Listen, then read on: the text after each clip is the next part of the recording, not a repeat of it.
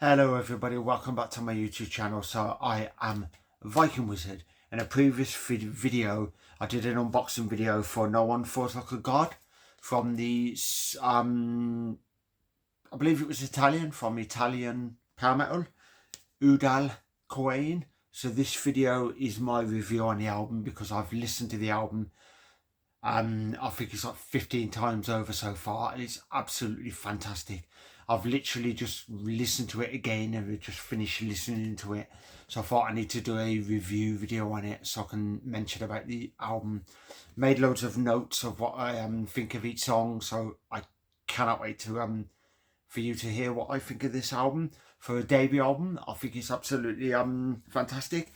I do like the production. So for a band that has just released something, because some bands, there's plenty of bands out there that their first album, which is they have limited funds, so they don't have as much funds as, say, like, you know, Iron Maiden once have got to that point, you know, in a career where they've got like zillions or something like that. But for you know, low production debut album with, you know, not much money, it's fantastic.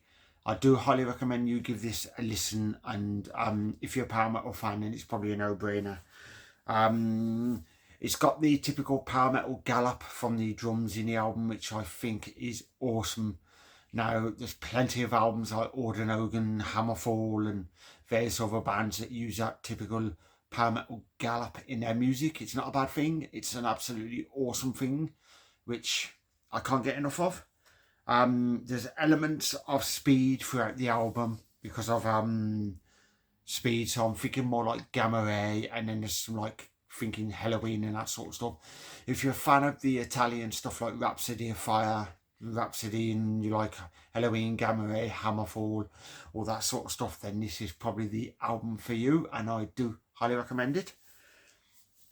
But it kicks off with the first track, which is Silence, which is a great opening track. Now, this is probably one of my favourites of this album, but the keyboard / symphonic intro is brilliant. Love the piano parts, because there's quite a few piano parts on this album. The power metal gallop in this song shines and is brilliant. The outro is cool, but I do think that is great as an opener. So Silence is a good opener. Then you have the second track, No One Falls Like a God, which is my favourite track off this album, and I've not been able to stop playing this. I've added quite a few of their songs to my Powersymphonic favourites playlist, where I'm just adding all my favourite songs of bands, and I've added quite a few of their songs, but this is one which I had to add, which is my favourite. It's my favourite song from the album, as I've said, and the solo is incredible. So if you like the cool, wicked power metal solos, then you must give this one a listen.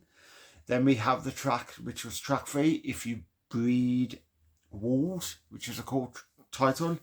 The intro I thought was a bit strange for an intro, but it's still a cool intro.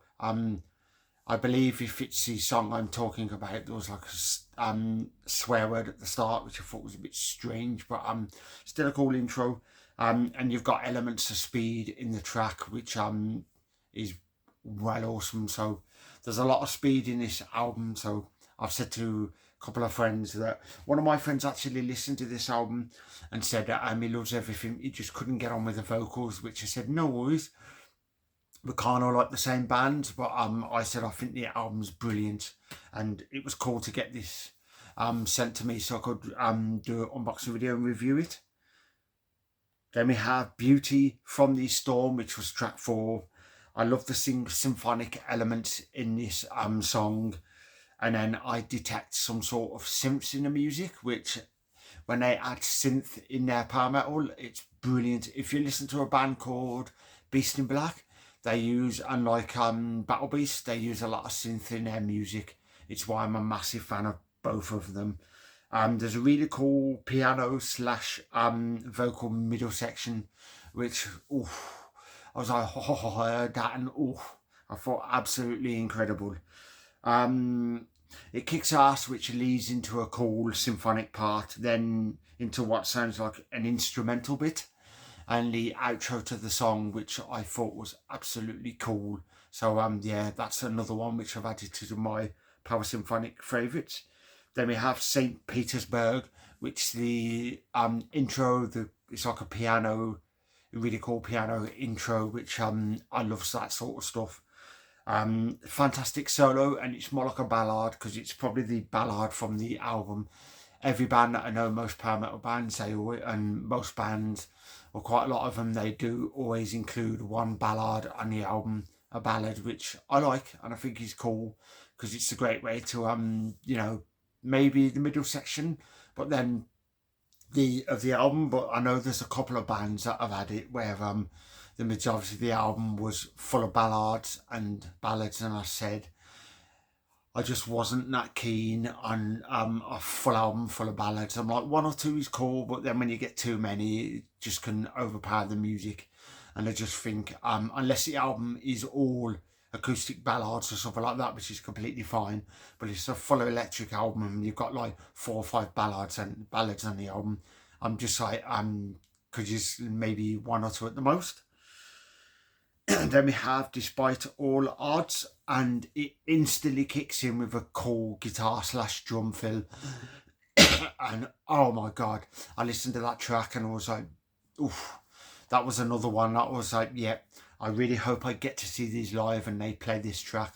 But if they play No One Falls Like a God, even if they just played that one, I'd be completely happy. But hopefully at some point they play stuff from that. But it's going to be cool to listen to the second album when they decide to go to the studio and release it. I know this one has not long been released, so it's probably going to be a couple of years or something before the second studio album is out. But I am looking forward to that one already. Then we have The Sun Is Dead, which is probably my least favourite off this album. It's not bad, it's just my least listened to off this album, but it's got a really cool solo. And then you have track 8, which is Descent, which is the final track on the album. And it's got some great guitar parts. I love the symphonic synth element in the song. And the guitar solo is absolutely incredible.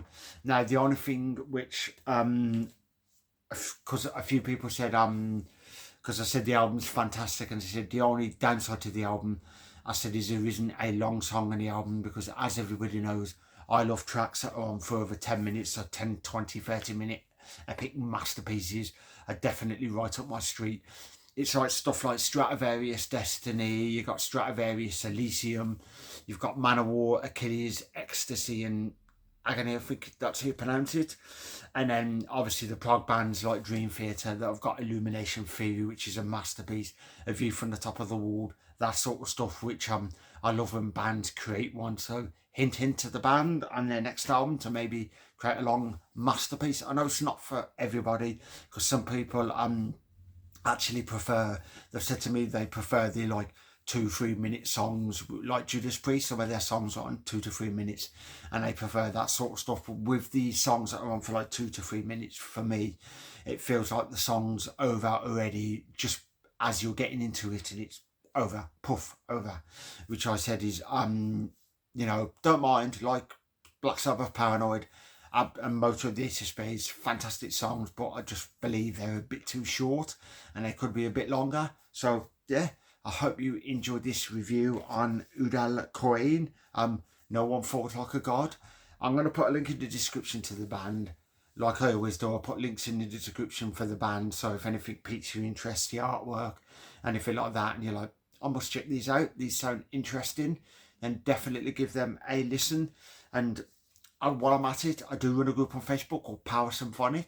You can see the flag up there, and it's dedicated to stuff like Udal Cuain, Twilight Force, Hammer Force, Stradivarius, Nightwish, Rhapsody of Fire, Frozen Crown, Camelot, all that sort of stuff. So like for the genres of power metal, symphonic metal, epic metal, fantasy metal, neoclassical metal, traditional metal, operatic, space, sci-fi, USPM, all of that fantastic stuff. And it's like Lord of the Rings, Game of Thrones, Dungeons and Dragons, Knights, Wizards, all of that sort of incredible stuff. We have got, like, I think it's over 7.5k members at the moment, which is absolutely incredible. And we added a new admin to our team. So we've got some really cool admins who know their stuff, especially getting Amy on the admin team, because she runs Power Metal Quest Fest, which is fantastic. She's also the bass player from The Keeses, and there's a death metal band which the name keeps literally disappearing out of my head that she's a part of, and I need to dip more into that band. So yeah, hope you'll enjoy this review of No One Fought Like a God. If you're new to this channel, if you would like to like and subscribe, hit that notification bell, all of that sort of epic stuff, because it's mainly unboxing videos I do. But then I do gig reviews, album reviews, talk about the bands I love, show off my collection, all of that sort of fantastic stuff. And just my music is my biggest passion. And as you can see with my bookcase, I've got the other one on the other side of my vinyl. 3,500 CDs I've got in my collection. 3,500 plus, because somebody said them bookcases only hold like 1,100, so they said you haven't got over 3,500.